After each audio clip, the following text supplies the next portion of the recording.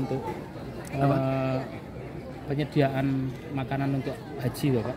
Alhamdulillah ini, tahun ini kita semua ya dari 8 muasasah kita semua.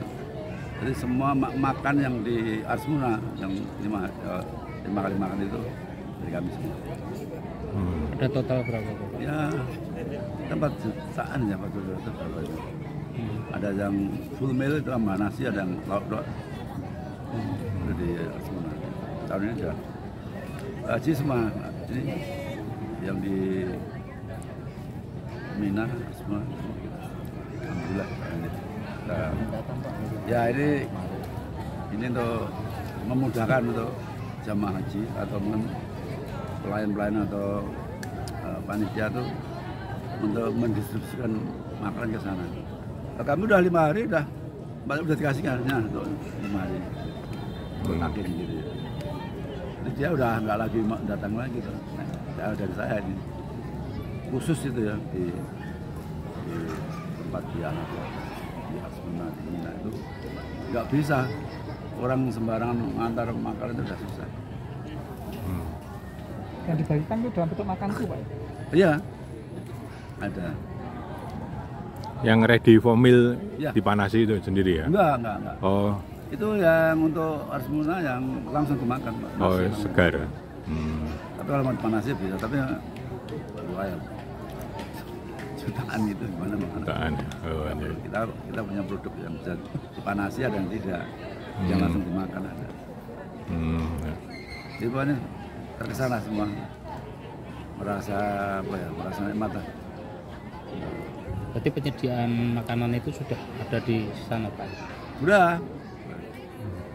Siap jalan. Kan gambar lah kayak gitu. Iya. Udah kita kotak putih gitu ya. Untuk lokasinya sendiri di wilayah mana, Pak?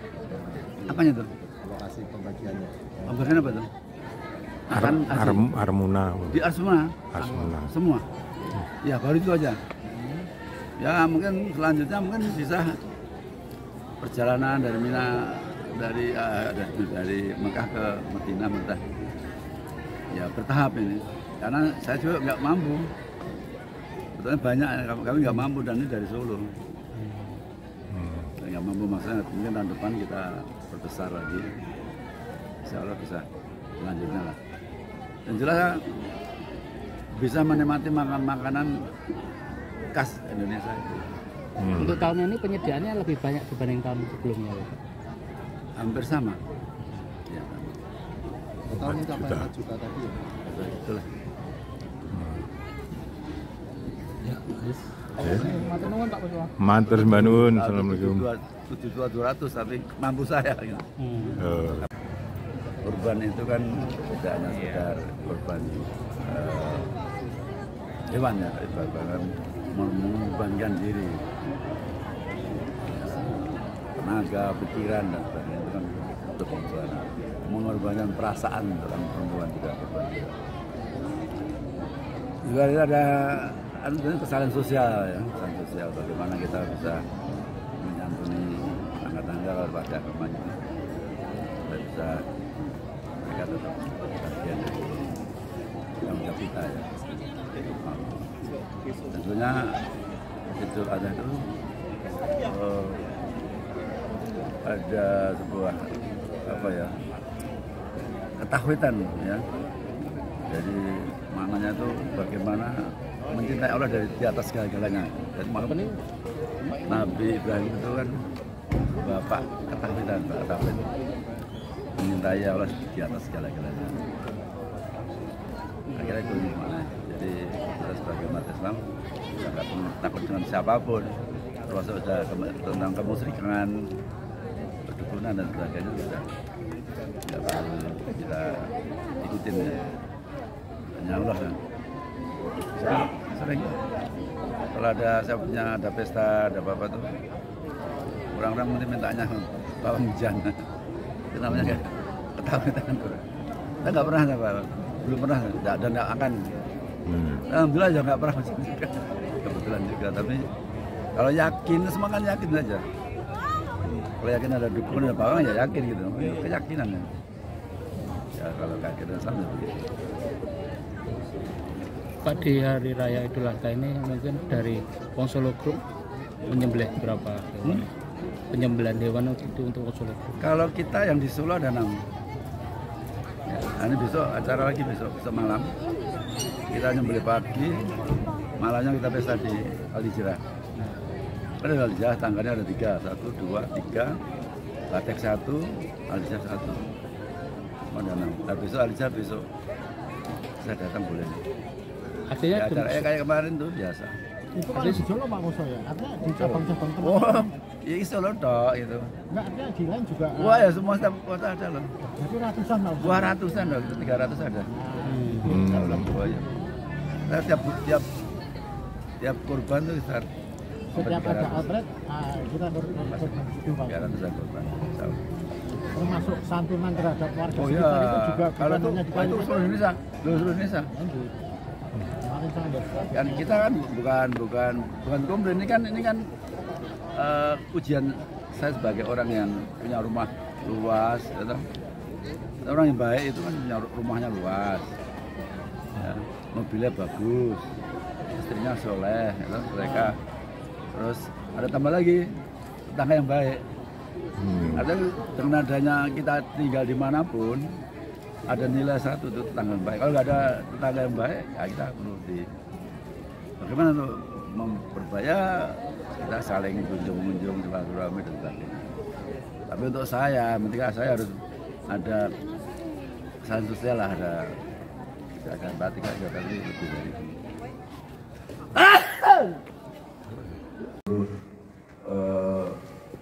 Sekitar KPPLN mulai memberitahuan ya, dengan adanya betul hari ini beliau Ustadz Aziz, mungkin perlu kita tambahkan juga, saya akan menambahkan juga. Mungkin teman-teman di kampung sebelah kita, dan kenapa mungkin sejarah saya ada di tempat KPPLN, pertimbangannya yaitu ada beberapa hal, yaitu banyak orang mengatakan kenapa Pak Pusko bikin tempat bisnis dan rumah itu di KPPLN yang banyak tetangga, yang meributkan dan yang bisa membuat masalah. Kenapa tidak di tengah lapang, banyak kali tengah lapang, nggak ada tetangga, terus mau bebas mau apapun ya. Mungkin ini kalibrasi dari hadis Rasulullah bahwa laki-laki yang baik itu, yang bagus dan dicintai Allah itu memiliki rumah halaman yang luas, kendaraan yang bagus, ya, istri yang solehah, tetangga yang baik. Ya, saya kira itulah kita ngambil. Kenapa? Kalau saya punya tanah luas,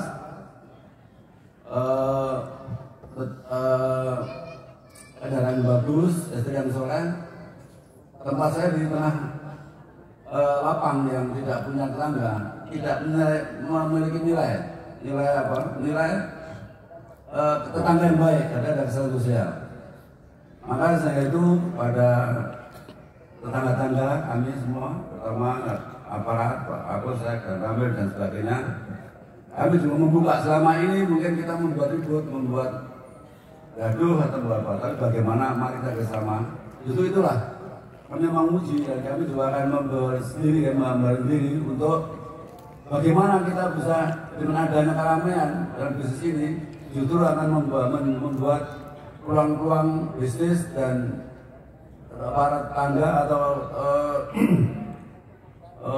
tenaga kerja dan tetangga dan setelahnya. Maka itu minta mohon maaf sebesarnya apabila sekian lama kita berada di tempat sini ya. Kalau ada yang kurang, ya, kami mau bertekad tadi dan baik seperti apa, ya, yang kami terus menjalin, dan kita ada tadi adalah ada kesalahan sosial dalam hal itu ada ini, yaitu kita memang selama ini kita mencari, saya sudah untuk mencari dari tim kita untuk mencari mendata ada janda, anak yatim, orang miskin, apa yang bisa miskin untuk kita bantu. Makanya belum dapat yang tetangga kita aja nih, yang kira-kira yang sering kita undang ini, pada janda nggak punya kerjaan bisa kerja di sini atau akan kita bantu kita per bulannya, dan juga anak-anak yatim kita sekolahkan dan sebagainya. Dan itulah mungkin tekad kami. Justru ini kita dalam rangka mencari amal soleh. Ya, karena dalam ini juga dalam hari Idul Adha ini sebetulnya akan ada alat sebagai untuk mencapai tujuan aja, menyembelih, ya, sholat id dan sebagainya. Sebetulnya alat untuk mencapai tujuan. Tujuannya adalah untuk takwa. Takwa itu menjalankan perintah dan meninggalkan larangan. Jadi katakan beliau Ustaz Aziz tadi, ya, siapa pendusta agama, itu orang yang tidak mau atau tidak memberitahu memberi pertolongan, bantuan, memberi makan pada orang miskin, yatim, ya, di sekolah kita, maka celakalah sholat itu. Itu yang mungkin saya sampaikan pada teman-teman tetangga kita, jangan sungkan-sungkan. Kalau ada apa-apa, kepala apa-apa, ya, memang ini kewajiban saya sebagai orang yang memiliki bisnis sehingga membuat tidak nyaman dan sebagainya. Itu malah kita bagaimana kita upayakan masing-masing kita bisa nyaman dan sehingga kita dapat nilai adalah tetangga yang baik.